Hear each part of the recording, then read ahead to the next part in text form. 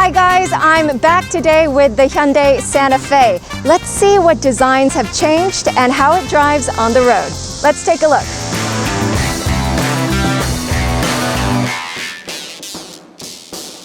So I think that you can really clearly see the distinct changes in design. That's why people are saying that it's not just a facelift, it's almost another generation. And you can see these vertical lines going through. At first, I didn't know what they were, except I believe that Hyundai Motors is applying this kind of vertical lights to a lot of their SUVs. I saw it on the Palisade, and personally, I like the Palisade version better, but of course, that's a much bigger car. But the Santa Fe also has these vertical lights going down. They have a new grille design as well. But compared to the previous version, I like the new version much more. But to be completely honest, I did not really like the old version grille nor the new version grille.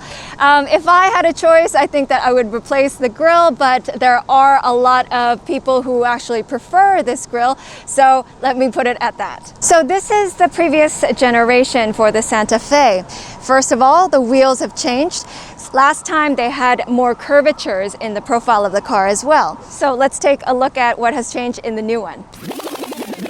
These lights, although in terms of shape, they are basically the same, but they've gotten longer. And in terms of the lines going through the overall car, they've gotten flatter. And so overall, the surface looks much more voluptuous compared to the previous version. They have changed the wheels as well. And the tires, they have become much wider. Currently, I'm looking at 255, 45, 20-inch Continental tires. They have a new platform for the Santa Fe, and the new platform comes with wider width for the tires. The wider tires will also be beneficial in load holding as well. And now we're at the back side of the car, and once again, I really like the design changes they've made to the back as well. And with the new design, you have the clear, distinct definitions of the lines that go through, and it seems that the car has become much lower and more stuck on the road. You can see that this kind of T-shaped tail lights is a new design feature, as well as the side blinkers. They have become a bit lower on the car as well. But there is one thing.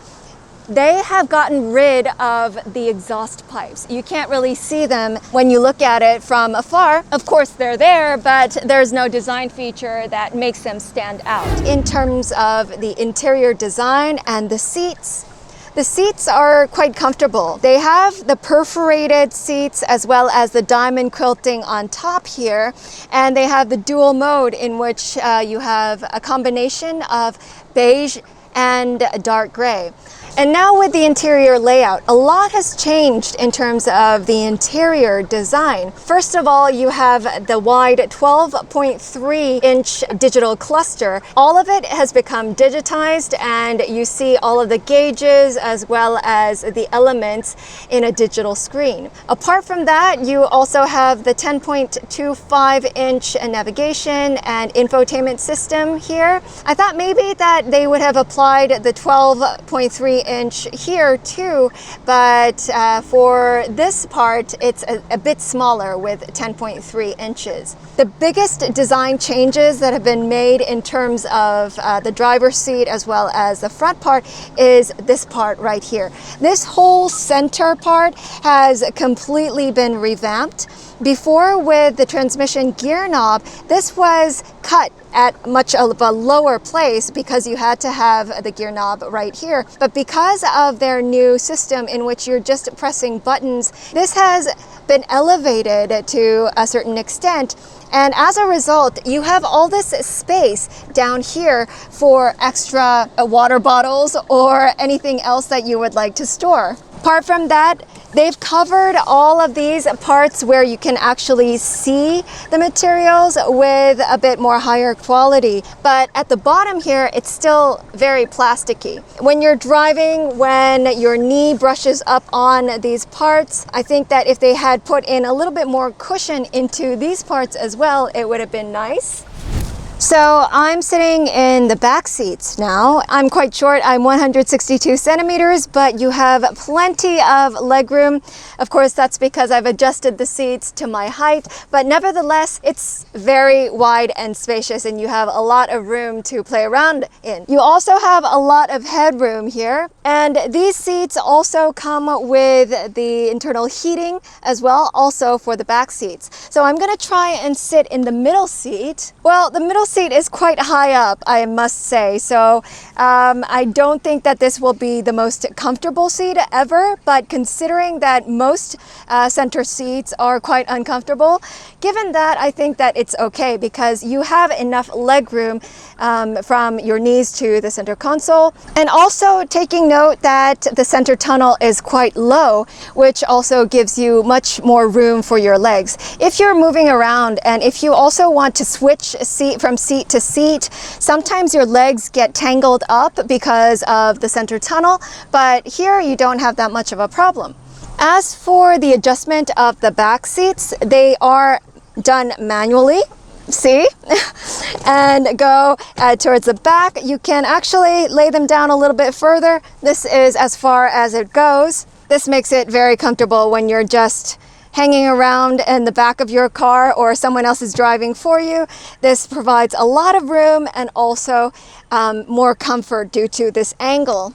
So this model that we are test driving is a 7-seater. I think the third row seats will be quite uncomfortable or quite small, so it's only suitable for short trips. Other than that, I think that having a little bit more room instead of the third row and making it a 5-seater would be my preference because it would give you a bit more room. If you open up the third row seating, you'll see that it's quite narrow and it's very small. And once you fold them, you have so much more room. It's almost able to fit 2 of Mari's in one trunk. And I could actually fit in it. I could fit 1 more of myself in here as well.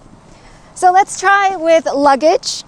So you have enough room for, I believe, at least 3 of these sizes. Of course, you can fit in the smaller ones as well. But if you want even more space for your trunk, see? And then you can have as much room as you want up until the 2nd row. So now I'm driving on the road and there's a lot of winding courses because we're going up one of the mountains right in the middle of the city. I really don't hear any kind of diesel sounds and it's very quiet and it drives kind of more like a gasoline engine, in fact. It's very smooth, and in terms of overall responsiveness of the car, it's quite good as well. Personally, do not prefer the diesel engines if they have that particular diesel sound. But in fact, this engine is extremely quiet. And even with the vibrations, when you're sitting on the seats, you don't feel that much trembling or the vibrations. It's actually very smooth. And as for the suspension, I believe that it's very soft as well. I personally drive sturdy or rigid car, and I'm used to the car reading all the bumps on the road. But as for this one, it's very quiet and it's very smooth. When you go around the corners, we have another corner coming up. You have that characteristic of an SUV when there's a little bit of rolling when you go on the corners, but even so, it's quite stable and you don't feel at all that you're going to tip over or that you're unstable in terms of the driving. So I mentioned that the new Santa Fe has a new platform as well. And that new platform comes with a new layout for the engine room, but also wider tires. So about 20 millimeters has been added to specifications. And as a result, I think that it has provided much more stability when you're driving on the road.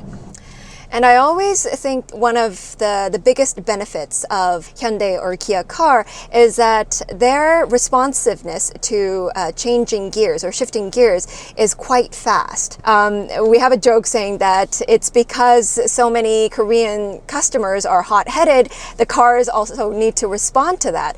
But in fact, as for shifting gear or going up and down, it's very responsive, and you don't really feel that there is a shift. It's actually very smooth. So before I was driving in comfort mode, but now I've switched to the sports mode to see how the engine responds. Before it was the comfort and I almost didn't hear anything, but now I do hear that slight revving sound. And here again, once I step on the gas, you hear the engine a little bit more. But it's not like the conventional diesel engines where you have a constant rumming noise. It's actually much more alike to the gasoline version. So you see the torque distribution on the wheels in the center with the digital instrument cluster. In fact, I feel that when you are shifting gear with the paddle shift, it's faster when you're moving up the levels. However, when you're moving down, it's a bit slower. I'm not sure if it's my style of driving, but in terms of moving up, it's quite fast. But shifting to a lower gear, I think, is a bit slower. It's less responsive. So right now on the head-up display, it shows whether you are keeping the lane and the speed that you are driving at. And it also has small icons that pop up while you're driving if you're getting too close to a certain car in the next lane, when you have the lane keep assist, and if you're not keeping with the lane, it also warns you about it. So I have the cruise control on, and I don't have my hands on the steering wheel. And you saw that it actually changes a direction accordingly. It's telling me to put my hands on the steering wheel. So back to driving Mari. If you are on the highway, I believe that it will be a bit easier for the cruise control to actually be implemented. So one personal preference that I have is I usually like my steering wheels to be a little bit more rigid. Some previous owners of Hyundai-made SUVs, like the Tucson or the Santa Fe, have mentioned that the steering wheel has indeed become much heavier than previous generations. But still, for me, I feel that it is too light. Of course, when you're driving uphill or when you're driving at higher speeds, I think that it gets a little bit heavier as you're driving, but I think still for me, my own preference is that steering wheel should be a little bit heavier. So Motorgraph World viewers, what did you think of the Santa Fe by Hyundai? Well, for me, I must say that I was positively surprised after I took a look inside as well as test drove it. For those of you out there who are looking for a large size SUV for your daily drive, I would definitely recommend this car. Stay tuned for more, and please post any comments or questions that you have down below. See you next time.